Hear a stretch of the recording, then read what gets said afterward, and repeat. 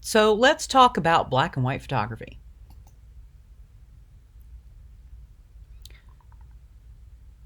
Most people think color's harder, and I'm not saying that it's not harder or it's easier, but one of the things that makes black and white photography difficult is that when you remove color, your tone has got to be amazing. Color can sometimes allow you to get away with bad tone or bad contrast. And I don't mean bad, but I mean not great. Okay. And here you can't do that, right? This photo is stunning because a lot of reasons, but because of the tone. You see the contrast in here. The blacks are black. They're well balanced across the composition. The whites are pure white and they're balanced across the composition. This is well lit. You can see that big puff of smoke. This is done very, very well. And that is one of the really important things when you're working black and white photography. Photography originally was only black and white, and color came much later. We talked a little bit about daguerreotypes. Those were kind of sepia brownish, and then they became sepia toned. So photography was single color for a very, very long time. And that is considered monochrome, right? We use a single color. Black and white can range from very dark gray to very clear gray, and shades of gray in between. Now we can do also with sepia, but the warm overtones of sepia brown rather than the single color of black. Obviously, we could do those other colors. But let's take a look at this photo of a Buddhist boy, monk, reading a book in the light coming through the window. The composition is beautiful. I have a couple problems with the end result.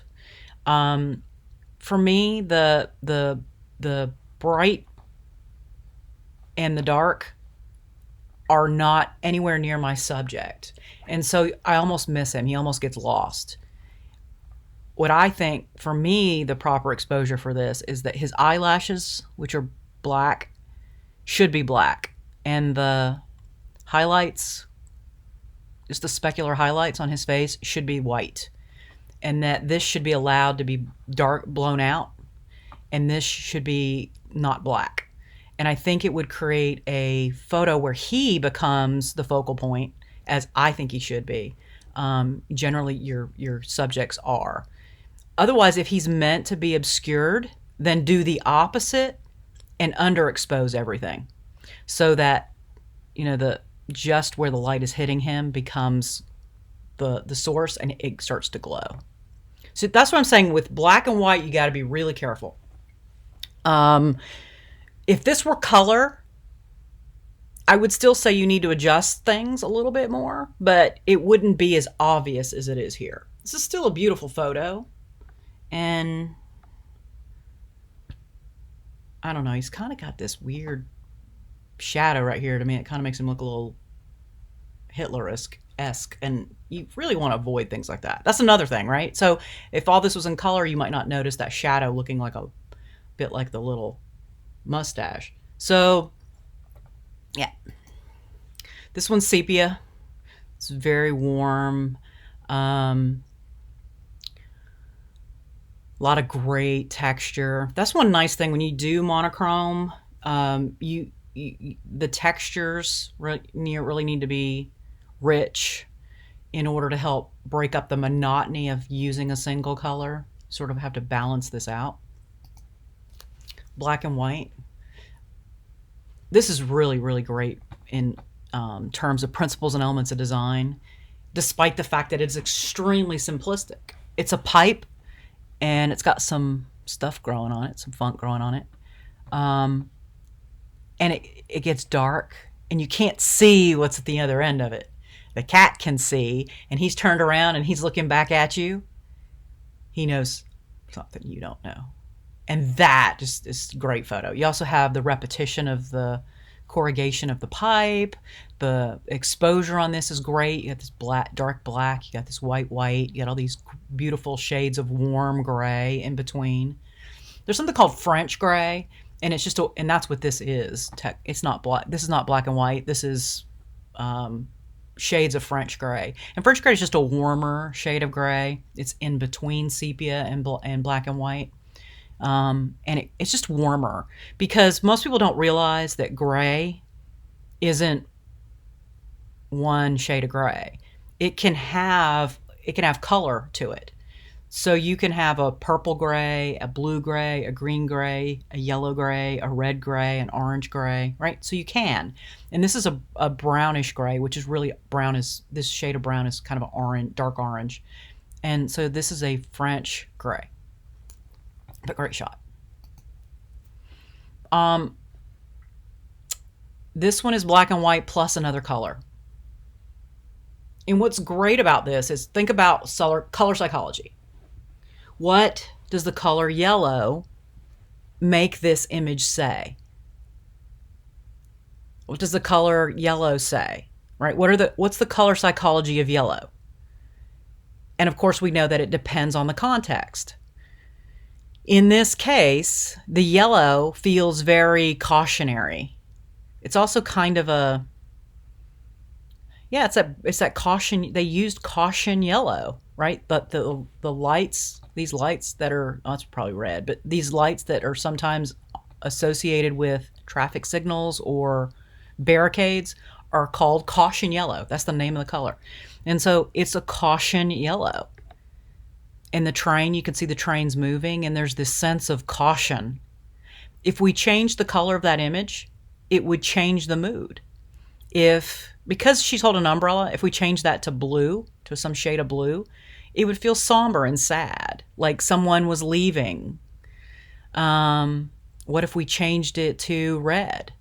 What if we changed it to green? So color here in this case is very important, because it imparts, especially when it's this overcast over the whole image, because the color psychology really does come through, and it changes the feel of your shot. Silverish blue. How does that make you feel? Very, very different, because somber blue, than if it was bright colors or red, right?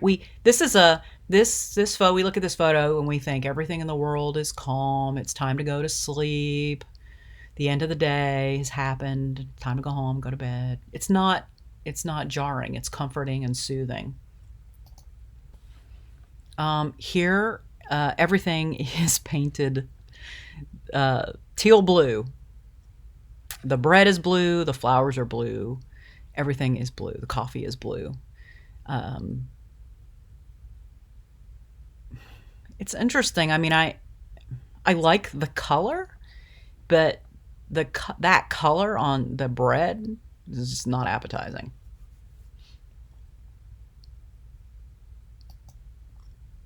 So abstract greens. We can't see what's in the photo, but the colors themselves form some really interesting patterns.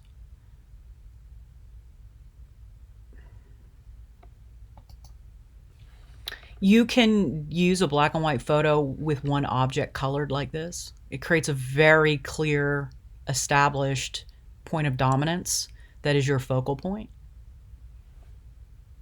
And it's actually pretty easy to do in Photoshop. All you have to do is open for me, this is what I do. Open the photo and create a color mask, and then just put the color right where you want it, right? And then adjust the blending mode, and it will apply that color to your black and white photo. Yeah, now, so this is the thing, right? So seeing in black and white when you're in a colored world. I've actually had students come through this program who are colorblind, and teaching them color came down to giving them websites where they could, based on what they already knew about color, from what they had learned to how to navigate in the world, so they didn't end up wearing clothes that were made people look at them oddly because they usually at that point have learned this. And they start with a color that they kind of are somewhat familiar with, and then it will generate other colors for them, and they can use those colors. But when you're a color person, trying to see without color is equally difficult. Because when you remove it, it's no longer a point of interest or a focal in your scene. And so when you remove color, you can take away one of your dominant elements of your photograph. So when you're doing black and white photography, form and shape, which are 3D and 2D forms and shapes, are all important because they help you with the principles and elements of design. In this case, elements. All right, so instead of looking at color, look beyond the color and instead look at the shapes. Arrange them in a way that makes them interesting and creates an interesting composition, balanced composition. Here, the people are the shapes mostly, and these are very interesting shapes. And as these boys were jumping, this photographer, I can tell you, took multiple shots and went through them and found the one that was the most pleasing to the eye in the shape, in the way they were formed. So you have to also look at contrast, as we talked about in the first image. You want to use contrast to help you separate and define your shapes.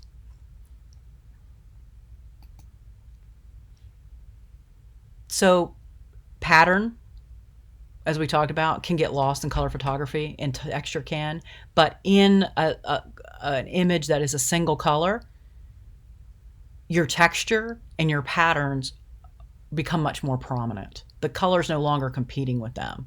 And you've got a significant amount of texture in this photo that almost requires it to be black and white or sepia toned.